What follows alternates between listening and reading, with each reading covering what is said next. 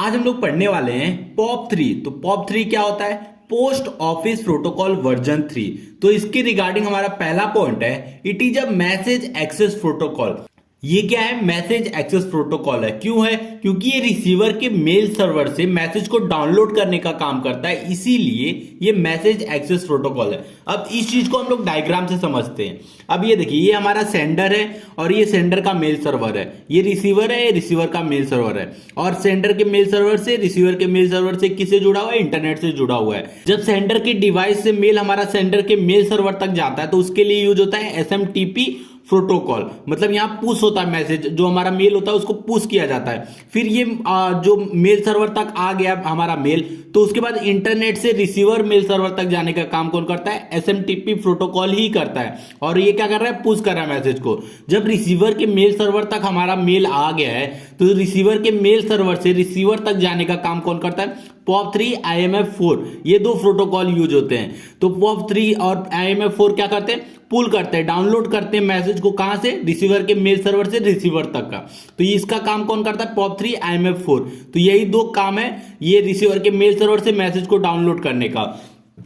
तो इसीलिए इसको बोलते हैं मैसेज एक्सेस प्रोटोकॉल। क्या करता है? ये मैसेज को डाउनलोड करता है, एक्सेस करता है। कहां से? रिसीवर के मेल सर्वर से।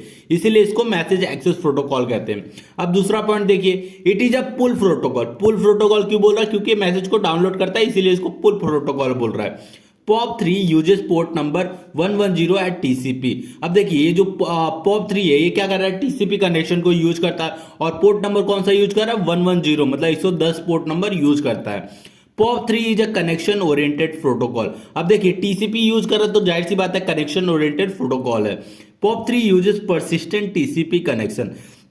अब ये परसिस्टेंट TCP कनेक्शन में होता क्या है? जैसे कि अगर एक बार सेंडर और रिसीवर के बीच में कनेक्शन स्टैब्लिश हो गया तो सेंडर क्या बार बार मल्टीपल HTTP रिक्वेस्ट कर सकता है। इसी को हम लोग बोलते हैं परसिस्टेंट TCP कनेक्शन। अब हमारा 6 पॉइंट है, POP3 is an in band protocol. अब ये इन बैंड प्रोटोकॉल होता क्या है? जैसे कि जब मैसेज रिसीवर जब मैसेज भेजता है, डेटा भेजता है, तो उसके साथ दो चीजें होती हैं।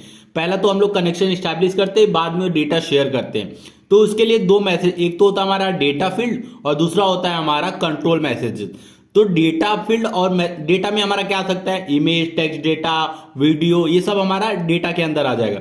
और कंट्रोल मैसेजेस के अंदर क्या आएगा? जब हम लोग TCP कनेक्शन स्टैब्लिश करते हैं तो उसके बीच में क्या होता है? हम लोग रिक्वेस्ट करते हैं, रिप्लाई करते हैं, तो ये सब चीजें कंट्रोल मैसेजेस के अंदर आते हैं। तो जब डेटा और कंट्रोल मैसेजेस एक ही लिंक में ट्रैवल करते हैं तो उसको बोलते हैं इनबाउंड प्रोटोकॉल। जब हमारा डेटा और कंट्रोल मैसेज अलग अलग मतलब लिंक में ट्रैवल करते हैं, अलग अलग पाथ में ट्रैवल करते हैं, तो उसको बोलते हैं आउटबाउंड प्रोटोकॉल। तो POP3 क्या यूज करता है? इनबाउंड प्रोटोकॉल यूज करता है। POP3 is 2 mode, the detect mode and keep mode. अब POP3 के पास दो मोड होते हैं, पहला होता है detect mode and keep mode. तो डिटेक्ट मोड क्या करता है वो भी देख लीजिए। In the detect mode the mail is detected from the mail box after each retrieval. इसका मतलब क्या है कि जैसे मेल, जब जो हमारा मेल है मेल बॉक्स में आएगा तो उसको डिटेक्ट करने का काम कौन करेगा? ये डिटेक्ट मोड करेगा कि मैं हमारा जो मेल है वो आ गया है हमारे मेल बॉक्स में। अब दूसरा है कीप मोड। कीप मोड क्या करता है? The mail remains in the mail box after retrieval. जब हमारा जो मेल है वो मेल बॉक्स में आ गया तो वो मेल बॉक्स में रहे, इसकी जिम्मेदारी किसकी होती है? Keep mode. तो ये क्या करता है? कीप करता है, रखता है मेल बॉक्स में।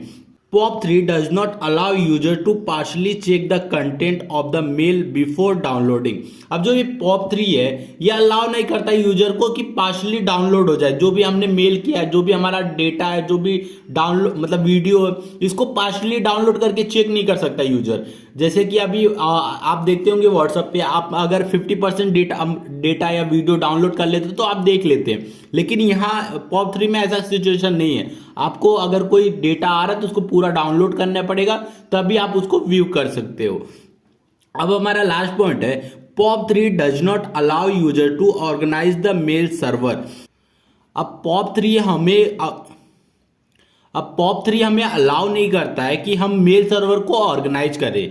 तो इस POP3 के रिगार्डिंग मैंने 11 पॉइंट डिस्कस किया। अगर आपको वीडियो अच्छा लगा तो प्लीज वीडियो को लाइक और हमारे चैनल को सब्सक्राइब जरूर कीजिएगा।